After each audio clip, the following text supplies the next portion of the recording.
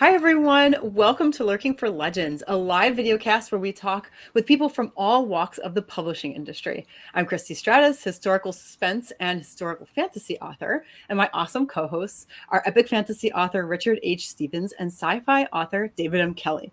Lurking for Legends is an interactive broadcast, so we encourage viewers to chime in with questions for our guests or just comment on what you hear in the show. We love reading comments and showing them on the screen, so feel free. Tonight, we have co-authors, and they do things independently as well, but co-authors and co-hosts for their podcast. Meg, I should have asked you, Meg, how to pronounce this. I am so sorry if I messed this up. Hafdahl, am I right? Yeah, great. And Kelly Florence, so glad you are both here. Thank you for joining us. Thank you so much for having us. Yeah, thank you. Awesome. Yes, welcome to the show. What did you say, Richard? I said, welcome to the show. Welcome to the show. Yes. So let's start with each of you telling us a little bit about yourselves, maybe a little bit about your independent selves and like your together selves because you work together. So let's start with you, Meg. Sure. So I started out writing short stories for anthologies, all horror. And then I was able to work with Inklings Publishing, a small publishing house out of Houston. And they have published 3 short story collections that I wrote, as well as 3 novels. And I also write for audio plays, screenplays, etc. And then I'll let Kelly explain what we write together. Fantastic. So we started a podcast together 5 years ago. I'm a communications professor, and Meg was a literature major. And so every week we were talking about horror movies that we loved, and we started delving into the real history, science, culture, and lore behind our favorite horror movies. And then that led into writing our nonfiction series, The Science of, and now we're currently writing our 6th book in the series together. Wow. That is really something. That's so cool. And I love that you both do things independently and you actually have kind of different, I don't really think this is the right word, but sort of specialties, things that you're, really good at. One of you is a Bram Stoker nominated person. Sorry, my words aren't coming to me tonight. And and the other is, very strong in communications, and that must benefit you, right? Those different strengths. Both of you have different strengths. Yeah, I mean, Kelly is the communicating queen, so that's really great for me as a partner. And yeah, I mean, Kelly also loves like theater, and she comes with a background of directing and things like that. And I am a huge like book nerd, and I come with all my little Shirley Jackson references. So I think we come at things, very much differently, but then also the same. Like we also say that we share a brain. So I think it's a good amount of both. The difference and similarities. And the fun thing is we were Bram Stoker nominated together for our book, The Science of Women in Horror. And we happen to be best friends. We met 22 years ago this summer. And so to be able to do this dream job with your best friend, it's amazing. That's so cool. Wow. I love hearing amazing, that. Yeah. Mm-hmm. And I love the segue where you said, do you share a brain? Because that almost seems horror-esque. Yeah. So I was going through the website and looking at your books, and it's The Science of Stephen King. I pulled that one up, and as an independent author, you guys aren't independently published. You guys are published through different presses and that. But I noticed that you have over 1,000 reviews on that book. I'm like, wow, that's amazing. Like, the big hitters have 1,000 reviews. Us minor people, we're happy we get 50 and we get our unicorn, but. How do you guys get so many reviews? You got that many followers that's amazing. I think for as the Science of Stephen King, obviously the power of Stephen King is huge. We were able, that book came out in the height of the pandemic, so we weren't able to like get out and do a lot of physical signings or things like that. But we did do a lot of online events and things like that. And I think that people at that time, were looking for things to read. And so I think it would just hit at the right moment. And we've had so much great success with that. And that's one of the reasons we're writing The Science of Agatha Christie right now, even though she's quite different than Stephen King.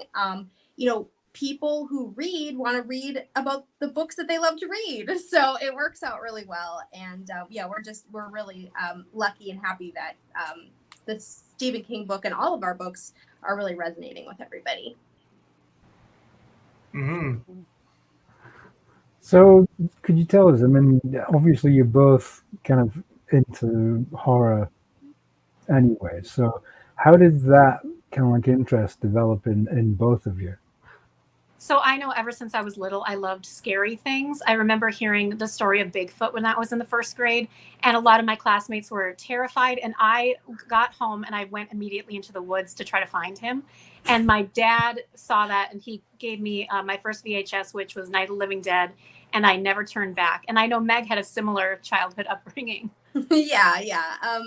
I had, well, yes, I loved horror movies. I really loved true crime. That's something that I was really intrigued by. And I found a book by that was about Ed Gein at a library sale. And I remember having that, and it had pictures in it. It was it's probably very inappropriate for my age, but I loved that book. And I remember I was taking it with me to a babysitting job, and my mom was like, no, let's not bring that babysitting. We don't want them to get the wrong. So yeah, I've always been a macabre little child, and finding Kelly, we were able to connect there because, you know, we were growing up before the internet and things like that. So we weren't able to find our horror people, especially another woman who loved horror. And so it just was natural that it became our career because we were talking about it, consuming it, loving it. And it's one of the things that we share. So taking that, and then also that we're nerds and we like to do research and we like to talk about, you know, literature and feminism and all these things, it was a natural kind of magnetized connection. Wow. I find the genre of horror amazing, and I find it for myself. Like, I'm one of those people. I remember seeing Jaws in the 70s, and I had this spring coat on it, and I had this little vent at the back for airflow, and that's how I watched the whole movie. I turned the coat around and I put that coat over my head, and I looked through this little vent, and I was like this. And you know, you could always tell that something was going to happen when the music started going dun dun dun. But there was the one scene where that white head comes out of the bottom of this boat, and you had no idea it was coming when someone was diving. You know, I pretty well ran screaming out of the theater when that happened. So I was just wondering, like, horror scares the heck out of me all the time, and I can't watch it just because I'm too chicken. Like, are you like this when you're watching the shows? Or are you just like, wow, this is awesome, and you're just eating your popcorn? You know, that's the thing I love about horror is that it makes me viscerally feel things. I love to be able to hold that blanket up and I'm watching through my fingers. There's nothing better than that. I was actually watching a movie for last week for the podcast, and I had to turn it off and finish it the next morning because it scared me so much. And so what else makes me feel that way but horror? Yeah, I think we're just the weirdos who we really like that feeling. Like it's kind of like my 15-year-old loves to go on roller coasters. I hate roller coasters. I don't want to be on a thrill ride. But for me, like watching a horror movie, that's a thrill ride. So I think everyone has those things that they like that's different. And yeah, I agree. I love when I have to hide my face. Do you not get nightmares? Do neither of you get nightmares? Sometimes, but not like night terrors or anything. No, okay. And I'll just call it inspiration. We'll just say inspiration for what we're gonna write next. Oh my goodness, that's admirable. Farther, sorry, Christy. Do you guys give yourself nightmares? Yeah, I think sometimes we can definitely work up an idea, and it's like, okay, that's creepy, and it's like, stop talking about that. Yeah. I think that's the ultimate gift. You know, when you kill a character in your books and you create empathy and you actually cry when you actually read and edit your own stuff. I think that's the biggest compliment. If you can give yourself nightmares as a horror author, I think that's Yes, definitely. Yeah, that leads perfectly into something I was wondering, Richard, which is basically just how can you two tell when something is scary? And I ask that because like things are different for everyone. Of course, there's different kinds of horror. There's like body horror and serial killer horror and all kinds of stuff. And it's kind of the same actually on the opposite end of the spectrum. Humor, like how can somebody tell it's definitely funny? So yeah, how do you both tell that something is, this is it. This is really scary? Well, I think there's like an emotionality to it. I think with being funny too, like there has to be something relatively true about it and something like emotional that kind of like makes you care. And I think that humor, you're right, it's very similar. And with horror, I feel like, and I've always said when I write like my fiction, you have to care about the person going through the dark woods, or you're not really going to, because we've all seen the slashers where the girl's running and she, maybe she gets stabbed by Jason or whatever. And maybe that moment doesn't really resonate because we don't really care. She's more of a trope than a real character. She we haven't got to know her. So I think for me personally, like I need to have that emotional, like visceral feeling of, oh no, I don't want something bad to happen to them. And I put myself in their shoes. That's I don't know, what would you say, Kelly? And I would say connecting to the world in some way. It doesn't need to necessarily be rooted in realism, but somehow we're connecting to these characters or this place or this time. And even if there's a strange creature flying out of the sky, I'm going to be scared because I was brought into this world and I believe it. Yeah. It's funny. It's like for me, whenever I see anything where there's kind of like a group of teens that get lost, like in the woods or whatever, it's like I'm always rooting for the monster. Yeah, it's like honestly, Yeah, get it's him. like, absolutely, yeah, get rid of them. Yeah. So just curious, not that I want you guys to scare your better halves going forward, but when you guys are writing these scenes and you invest, like you say, in your character and you get us, the readers, to start empathizing with the character and we don't want anything to happen to them, and then you kill them and dismember them and do all this. Do you enjoy doing that? Is this something that you thrive on, or how's that go? Like, no, I get really like, I get torn up. I get upset because if I've like brought them that far, then I care about them too. And so no, I mean, there have been moments where I got really upset because I'm like, yeah, this person has to go, and it's like this internal struggle of, yeah, this person has to go. I don't want to make them go, but it's time. And no, I get upset. I get a little sad. I think sometimes though we've created characters in our screenplays where it's like, I can't wait for this person to get it. Like, okay, we created them in order for this moment. Yeah, that's true too. That's so funny. Is there anything like that, any trope or anything at all that you kind of feel is like totally dead that you would just never really write about? Or is there anything that's like too far for you, something you wouldn't want to touch on? Oh, wow. Good question. For me, I don't think there's any trope that you can't revitalize and like put your own spin on. I know, like, I grew up loving zombies. I'm a huge George Romero fan, and I didn't want to write a zombie story for that reason, just because I felt like, well, what am I going to add to zombies? But my dad and my brother, and my husband, they were all like, oh my gosh, you love zombies. You have to write a zombie story. And so I kind of was listening to them. And then I got inspiration of how to kind of put my own spin on it. And I wrote a story, and it was a successful story called Dust.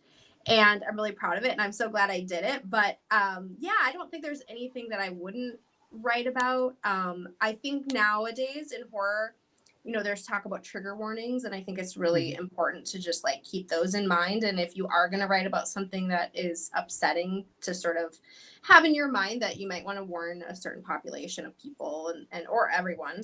But no, I don't think there's anything like off limits. What about you, Kelly? Well, I was thinking about my two favorite things in life are musicals and horror movies. And growing up, I was like, there's no way that these two things can go together. But of course, I found out as I've gotten older that there's Evil Dead, the musical. There's Carrie, the musical, which I had the opportunity to stage manage. There's Beetlejuice, the musical. And there's all sorts of other not adapted for stage, just for screen. And so that's my dream, is horror musicals. They even adapted The Shining right here in my home state of Minnesota for the opera. So if they can do that, we can do anything. I love it. Is it still creepy? Yeah, and it was the Minnesota Opera. It was a big deal. So I bet that might actually make me want to go see the opera. Yeah, I know, right? I'm not an opera fan, and I shouldn't say this, but I don't read horror. But I think that might make me go to see it, just because I don't read horror only because I'm afraid. I don't think I'd sleep at night, and not because I don't appreciate the genre. And one thing I wanted to touch on before we lose train of thought here is that people always ask me if I model my characters after people that I know. And then I'm thinking about you guys, and I'm and what you guys can do to those characters. And so I can see the benefits of writing this genre, because I know where I used to work, there were people there that I would just love to inflict a horror scene on them. You never actually do it in real life, but it'd be nice to write that in a book. Do you guys find yourself ever doing that, or you don't want to comment on that? That would be creepy if I just said no comment. No, I think that I think for me, if I know I'm gonna like kill somebody off and stuff, it's more like personality traits that I don't like, and not necessarily like a specific person, but just a jerk that has the things about him or her that I don't like. I did write one character that I think resembles my husband, and he's still alive after 3 novels. So that's pretty good, but I don't know but not in real life. Just kidding, he's alive. Yeah. But in all lives. Yeah. So same thing. That's how I am. Yeah. Well, as I've written fiction too, I remember this experience, and so it's a type of person. It's not a person in general. But I think too, we always try to write relatable characters, things that we know about ourselves, but also not to be just a trope of a person. We want a lot of our characters are female, and we want them to be complicated and real, and not just black and white. They're somewhere in between. So I have a question, kind of for Meg, but actually for both of you.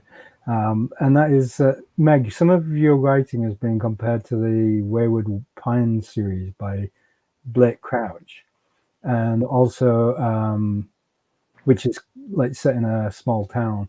And then you've got a lot of Stephen King's works which are set in small towns. And so I was just wondering what you both think.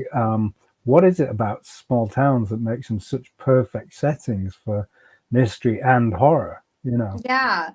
I mean, I grew up in big cities. So a small town is kind of a novelty to me. And the first time I sort of experienced being in small towns, I felt a difference. I felt like there was something sort of perfect, but also unattainable. Like I was on the outside. And I love Shirley Jackson. I love people who sort of play with that rural gothic and, what's happening, the seedy underbelly beneath this perfect looking town where everybody looks like they're just having a great time and everybody knows each other. But then there's something kind of creepy about everybody knowing each other. So everything kind of has that push and pull. And I mean, obviously there's great urban horror that I love too. I mean, horror can happen anywhere, but I don't know, there's just something extra creepy about the country at night. And Kelly, I know, she grew up in a tiny town. So yes. She knows. So I grew up in the country, and my high school, my K through 12 graduating class of 30. And so just like Meg was saying, you do know every single person, their family, where they live. And from an inside perspective, when people walk into that diner out in the middle of nowhere and everybody turns to look at you, we're turning to look because we probably know you. And so for strangers or outsiders, it's like, oh no, I don't belong here. But from my perspective, it was like, oh, it's probably somebody I know. And so learning that different perspective as we write together, and knowing that we come from different upbringings, and bringing our experiences together to write fiction or nonfiction, it's been a joy. Mm-hmm. Do you have, both of you, this is to each of you individually, do you have like one movie, book, or even musical that you kind of hold up for yourself as like, this is the perfect piece. This is it, Oh, wow. That's a hard question. I don't know if there's like one particular thing. I know when I was a teenager, I read Rebecca by Daphne du Maurier, and it's a beautiful novel, and her sense of setting was it's like a romantic suspense novel, and it was just so epic, and it really made me want to write like dark literature. And every day I'm like, why can't I be as subtle and understated as Shirley Jackson? Because I love gore. I love blood. I'm not going to lie. And Shirley Jackson had a way of describing things so subtly. And so sometimes I'll say to myself, maybe be a little more subtle, Meg, like Shirley Jackson. So I guess those are the things I tell myself. And I know growing up, I really loved horror comedy. And so Evil Dead 2 was one of my favorite movies in high school. I ended up naming my son Campbell after Bruce Campbell. But what Sam Raimi and Bruce Campbell and everybody on that film did was they took a very low budget concept and just using practical effects made people laugh out loud and scared the pants off of them. And I think that that's our goal. Oh yeah, that's great. That's great. Has your son got a chainsaw for a hand? You know, he was able to meet Bruce now like 10 years ago, and they got their picture together, and it's so epic, and I can't wait to recreate it someday. That's awesome. That's awesome. So, you know, speaking of these kinds of, you know, different influences, you have in movies, it's, I think, at least, easier to scare people. You have jump scares and you have that creepy darkness and people slowly going, you know, you have the visuals, and it's, you know, pretty easy to create a jump scare or whatever you're trying to do, create that atmosphere, really. But in a book, what are some of the most like challenging kinds of things that you're doing? Because like with horror, you have to approach it. It's like when you're writing it, it's almost approaching it in a way that with the words, it's just not the same as visually. And I think personally, from what I've read, I would find it more of a challenge, much more of a challenge to write it well than to make a movie of it well. What do you find challenging about writing horror? Well, I think for me, like, I know transitioning from fiction to screenplay was hard because Kelly, with her theater background, and she has more TV and film background than I do, she sees things very visually. And for me, like when we would write our scripts, I wanted to write them like a book. And I wanted to put in a lot of adjectives and pretty words and set up the setting and everything. And that's not really how it goes. And so I know for me, it was kind of a transition.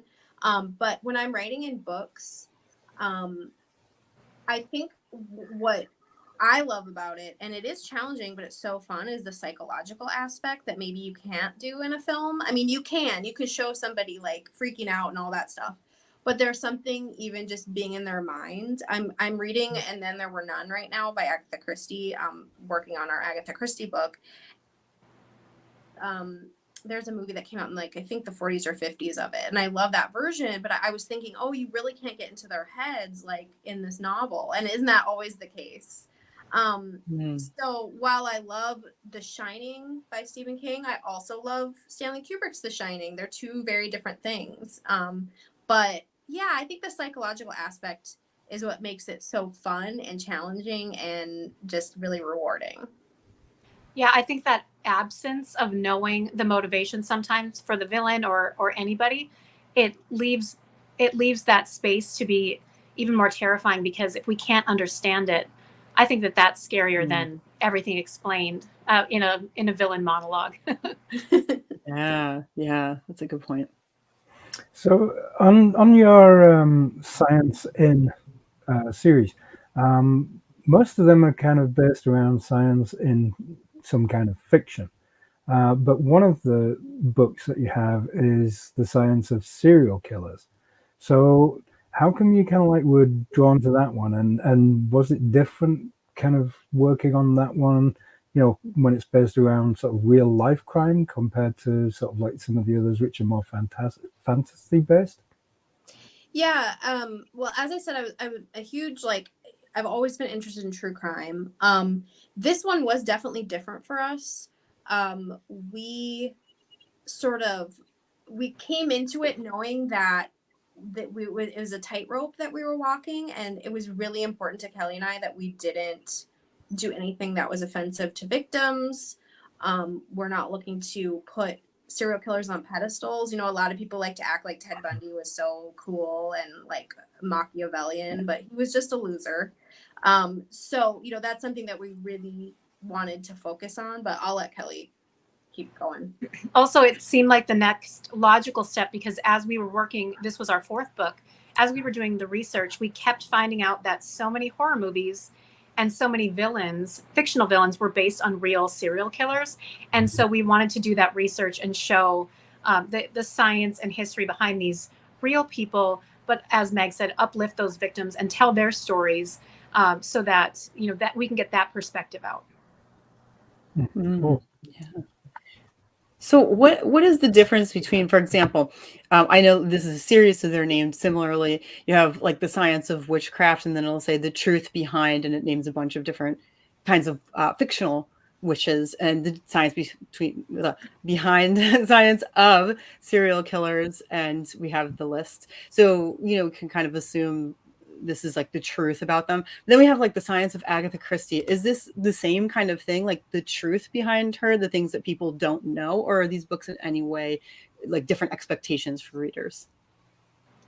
You know, I think obviously the topics are different, and so we approach them a little bit different. One thing that, well, I should say, it's Stephen King and Agatha Christie. We're focused on the books, not films. But otherwise, all the other ones were, even serial killers, we start with a film. Like, for instance, serial killers, we talk about the movie Rope. And then we go, which is a phenomenal Alfred Hitchcock movie, yeah. And then we learn about Leopold and Loeb, what it's based off of, who are real people. And so with Agatha Christie, you know, we take the Orient Express, Murder on the Orient Express, and then while we're learning about the actual Orient Express, we're talking about the fiction that she's writing. Obviously, you know, we get into Hercule Poirot and, you know, his sort of effect on the world, but we also get into people who actually have come to harm on trains and things like that. So we start with that fiction as kind of like our starting point, and then we go from there. And then we're also adding in biography, which is really fun with the Stephen King and Agatha Christie as well. And with every book, we find a thread of science. It's a question that as we're watching the movie, looking at the book or the TV show, you find a scientific aspect and then you start researching that. And sometimes you go down a rabbit hole you did not expect, and you end up writing a chapter or interviewing an expert that you had no idea would come into play. But that's what we do. And it's been so fascinating to learn and then to share that knowledge with our readers in a fun and approachable way. That's So wonderful. Talking about research, when you do the science of Agatha Christie, the science of Stephen King, when they're actually named people in these books, do you actually get to speak to these people as well as just research what's going on behind the scenes, or how does that work? Have you tried to get interviews with them, or have you actually done that? Well, with Stephen King, if we were going to talk to Stephen King, we wanted to do it the proper way, and unfortunately that just never came about.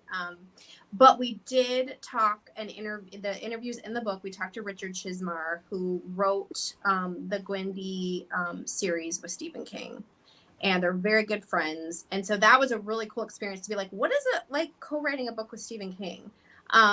And so that was very fun, and we got to do a book event with him as well. So he's a really cool guy, and it felt like, okay, we didn't get to talk to Stephen King, but we definitely got to have somebody on board with us who was definitely much in his team. So that felt good. And then, you know, with Agatha Christie, obviously she's long gone, but we're finding so many cool people to talk to who, you know, costume designers, and oh my gosh, so many different types of people. And so we just do our best to really like fill each book with interviews with people who care. I know with our Stephen King book, we talked to lots of Stephen King fans, which was really fun. And it's always different perspectives. Sometimes it's filmmakers, sometimes it's fellow writers, sometimes it's law enforcement, sometimes it's actors who portrayed a serial killer, for example. And just getting into that mindset and learning from their perspective has been so fulfilling. Got a comment here from Juan. Says, good evening, ladies. Just curious if Stephen King has endorsed your book or reached out regarding the science of the Stephen King book. If not, what do you think he would say? And then she goes on to say, get out of my head, Richard. Oh, I'm not sure what that comes from. Yeah, no, you know what? I haven't heard Stephen King's thoughts on our book. I think he would say, keep on writing, ladies. That's what he would say. Yeah, and one thing I know some people are afraid when they see that we're talking about the science of these beloved books or movies, they say, oh, I don't want to read it because I don't want you to ruin it for me. And we're not ruining anything. If anything, we're enhancing it because we love these movies and these books. And so we're saying, hey, guess what? The real story or the real science that this is based on is actually like maybe scarier than fiction. And so I think it just enhances your viewing or your reading of the book. Absolutely. You know what I think would be so cool is if your publisher or Stephen King's publisher could arrange to have you guys do signings at the same time together. So he's selling his Stephen King books and you're beside them selling the science of Stephen King. That would be amazing. That sounds good to us. Yeah. I'll see if I can arrange that for you. Okay. Yeah. So just on that note, as a fantasy author, I do a lot of Renfest, like medieval fairs and stuff like that, where I sell my books, and that's my crowd. They love my stuff. So this is actually your time of year. We're coming into October, so I guess horror can happen any time of year, but it seems everything happens around October 31st. So, are there events that you guys can actually go to actually sell your books that is themed to horror? Yeah, we have so many events coming up. We've had some already starting a couple weeks ago and going all the way through November. One of the things that we get to do with our book, The Science of Witchcraft, we're actually going to Salem, Massachusetts, and we get to be at a couple of places there signing books at events. And that's just a dream. Neither of us has been to Salem, so we're super excited. Yeah, Awesome. that's definitely the one, probably top on the list. But Salem would be awesome. Yes. Oh, thanks, Wanda. And we're going to our favorite horror bookshop, which is open all year, but of course this is the best time of year to visit. Dark Delicacies in LA. It's an awesome bookshop, and we've worked with them before, so we'll be there as well. And oh my gosh, just so many things. But yeah, this next couple months is our time to shine. So we love it. This is my favorite time of year, and I'm definitely looking forward to Salem the most, though. I'm bringing like an empty suitcase to fill up all the things I'm gonna buy there. I'm sure. That's awesome. That'll be fun. So, you have a podcast called Horror Rewind. Could you tell us a little bit about that and kind of like perhaps some of the guests and topics that you cover on that? Yeah, so 5 years ago, we were driving down to actually, I think it was a Walking Dead convention where Meg was going to sell her books. We hadn't written anything yet together.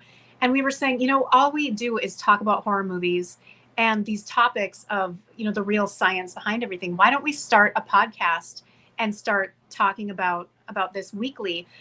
We started with our favorite horror movies from our childhood to watch them through a current lens and see if they lived up to our expectations, or if it was really good, or if it was just nostalgia. And I think we were kind of split 50-50. It's like sometimes it's like, oh, that was actually, I just loved it because I was a kid. But now we've transitioned to talking more about those topics that we write about, and we talk about more current things as well.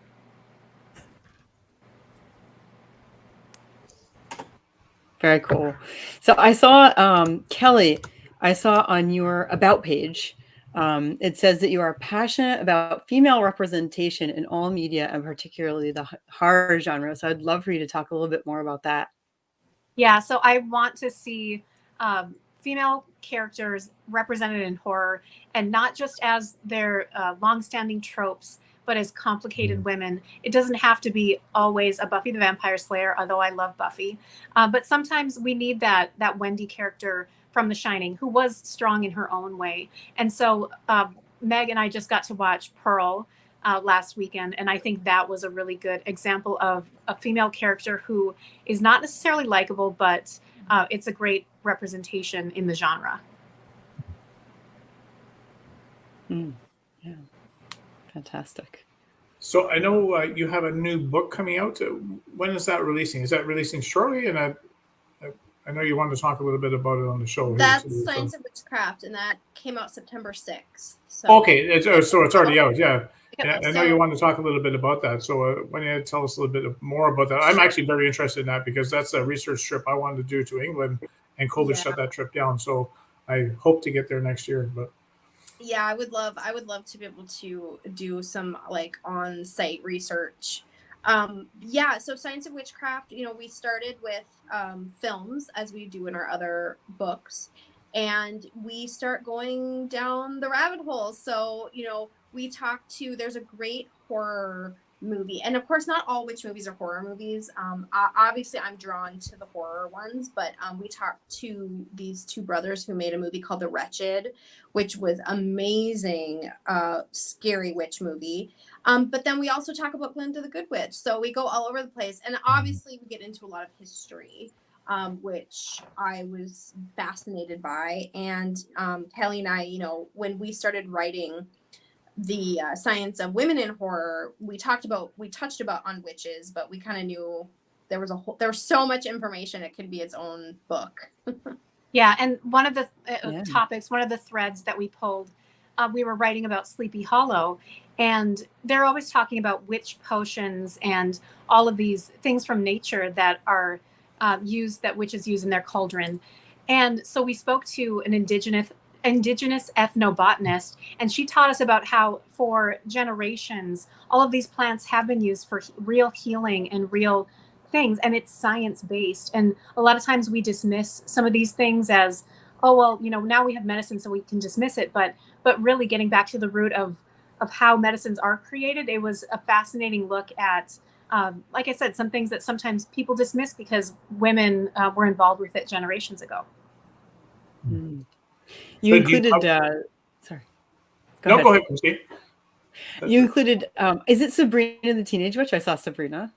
Is it Sabrina? Yeah, it's the a Teenage chilling. Witch? We Okay, talked about the so we have chilling Sabrina. and Sabrina. Yep.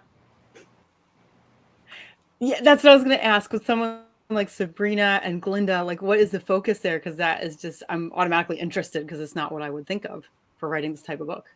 So when we were talking about Chilling Adventures of Sabrina, actually the thread that we pulled and talked about was we spoke to a woman who was running her own mortuary and went to college and didn't think that maybe this was the route that she was going down, but learned that it was really a way to connect with people and to really empathize with people and help them through the most difficult time of their lives. And so looking at death in that way and looking at this practice as not morbid, but really as an empathy-based, giving back and a communication-based profession, that really taught us a lot.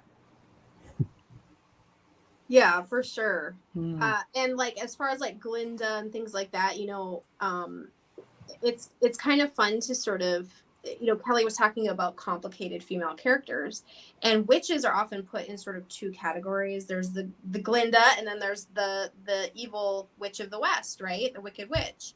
So it's kind of interesting how witches, by sort of definition in media, are these two very polar opposite things. But really, women who were, found to be witches, so to speak, in history, were just human beings who are complicated and real. And so it's kind of an interesting dichotomy of like the tropes that we see on screen and the reality of women and men who were, executed for being a witch. Very interesting. And I think too, the examples of you mentioned the Wicked Witch of the West from The Wizard of Oz, and then I would bring up Maleficent through prequels like Wicked the musical, and then the Maleficent movie starring Angelina Jolie. We find out through their backstories that maybe some of their actions were justified or not justified. It explains why they were acting the way they were acting. It doesn't excuse their behavior, but it explains it. So I think that too is fascinating, and we wrote about that in the book. I don't know if you read this. There was an article by Isaac Asimov on witchcraft, and he I believe it was called The Wicked Witch is Dead. And he was kind of exploring why we came up with this legend of witches and what caused it to end. And he came to the conclusion that it was probably dentistry, because like when women lose their teeth, it's like their jaws collapse and their noses seem to hook, and so therefore you end up with a witch.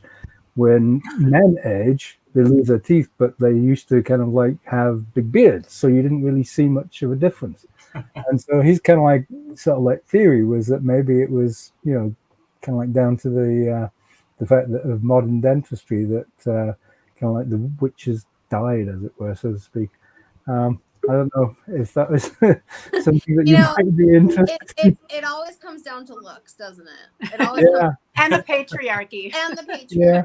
So I'm not surprised at all. That's great.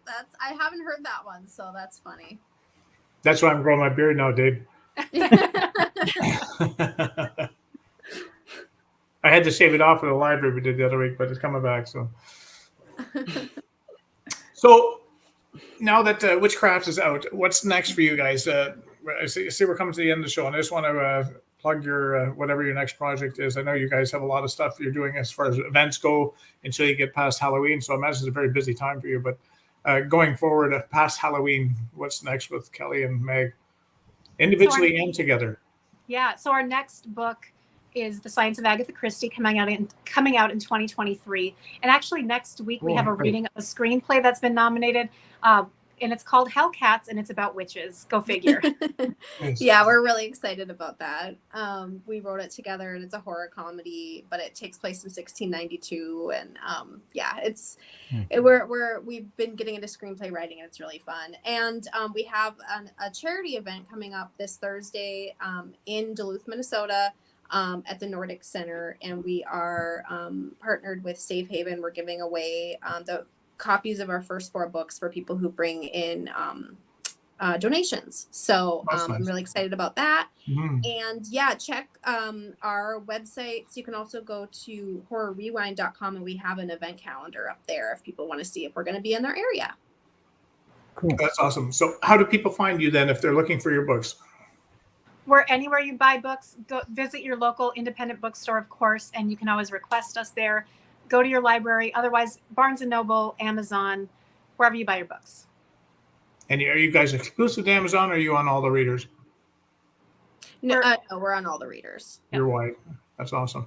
Mm-hmm. Well, thank you, too, for being on the show today. All of a sudden, the time just flew by on the Witch's Bloom. It was amazing, and we really appreciate just listening to it. And actually, I'm interested in the science of witchcraft. So like I say, I'm doing some research on witchcraft because my university is going to start with the witch. So I'm very interested in finding out more, and I might have to check that book out. I see the question, can I get signed books? And you can DM us on any of our social media, and we'll be happy to send you a book. Yeah, DM us if you want to sign book, Wanda. We're on Facebook, TikTok, Instagram, Twitter, all the things. That's awesome. I might have to get a signed book, too, and put it in my library. Oh, awesome. So before we go, I just want to ask Christy, A.F. Stewart saying this is a great interview. Christy, what's new on the Christy Stratos stratosphere? Had the next episode of Corrupted Magic out this week. Yay. So this one is, let's see, episode 9. I want to say episode 9. I'm sorry if that's wrong. It's called A Damaged Ship. And I meant to tell you last week what the episode was called. It was called In Harm's Way. And we're making our way up to some big, big stuff in there. A lot of action, a lot of psychology and dark stuff going on, and lots of magic too. So yeah, for sure. It's not as dark as horror like for Kelly and Meg, but it's definitely psychologically dark. So I hope you guys will take a look at that. And again, that is on Patreon and on Kindle Vella, which you find on Amazon. So you can read the first 3 episodes for free always. So that is what is up with me. How about you, David? Well, most of the last week I've spent traveling, so there's not a lot of change for me. I'm progressing with the second Hyperion Jones novel, but It's been a little bit slow this last week. But I will be getting back on it tomorrow. So. Okay, and I was sorry, I don't mean to look away. We had someone drop out on our show for next week, and so we were left with a blank, and I'd reached out just before we went on air tonight, and I just want to make sure if they got back to me, and they have. So it looks like we're going to have David Ellis and Sindren Moreau, and I don't have a lot of information on them, but we've had Sindren on before, and she was a great interviewee, so she will be our guest next week. And with what's new with me, I just came back from a Royal Medieval Fair on the weekend. It was amazing, and I just picked up this book in Toronto. And this is my latest release, book 14 in the Soulforge universe. It's finally out. It's almost 700 pages, and it's massive. So I can't hold that up very long. I'm going to get tired. But yeah, the cool thing, and you guys can all relate, as authors, there's highs and there's lows with doing the job, and it can be lonely sometimes, and you doubt yourself a lot of times. And every now and then, something very special happens, and that happened to me today. I came home we're dealing with a sick cat, so I came home from the vet, and my wife pointed out this thing on Instagram that someone who bought my books and read them.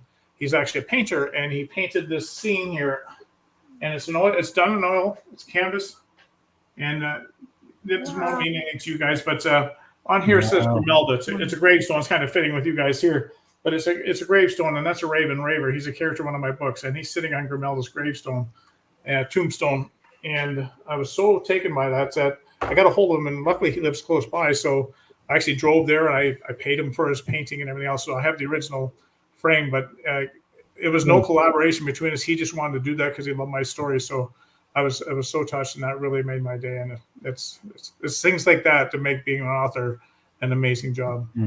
Because there are so many days that we have self-doubt and everything else, why are we doing this? But then you get that, and that just fuels you to keep going. So that's awesome. What's the artist's name? Pardon me? What's the artist's name? His name is Jason Tench. And he's just starting to get. Well, I'm not going to get into the story. He's got a long story that's is very touching. If I was to tell you, I found out about it today, and I was quite shocked. But very interesting individual, and I was very touched that he actually did that for me. So that's amazing. Anyway, thank you too for being on the show. We really appreciate it. It was really cool learning about your stuff, and this is pretty well you're setting up October for us. So thank you for doing that. Thanks for having us. We had so much fun. So for Christy, David, and myself, until we meet again, take good care.